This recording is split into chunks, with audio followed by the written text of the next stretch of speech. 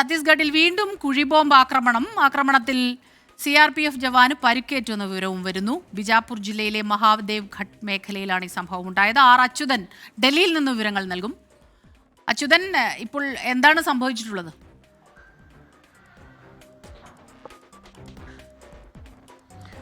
സ്മിത, ഈ കഴിഞ്ഞ ജനുവരി 6-ന് ഇതേ ബിജാപൂർ ജില്ലയിൽ ഒരു കുഴിബോംബ് ആക്രമണം ഉണ്ടാവുകയും 8 ജവാന്മാർ കൊല്ലപ്പെടുന്ന ഒരു സാഹചര്യം ഉണ്ടായിരുന്നു. അതിനുശേഷം വീണ്ടും ഇപ്പോൾ ബിജാപൂർ ജില്ലയിൽ ഒരു കുഴിബോംബ് ആക്രമണം ഉണ്ടായിരിക്കുകയാണ്. CRPFന്റെ 189-ാം ബറ്റാലിയന്റെ പെട്രോളിങ്ങിനിടെയാണ് ഇപ്പോൾ ഈ കുഴിബോംബ് ആക്രമണം ഉണ്ടായത്. ഇതിലൊരു ജവാന് പരിക്കേറ്റിട്ടുണ്ട്.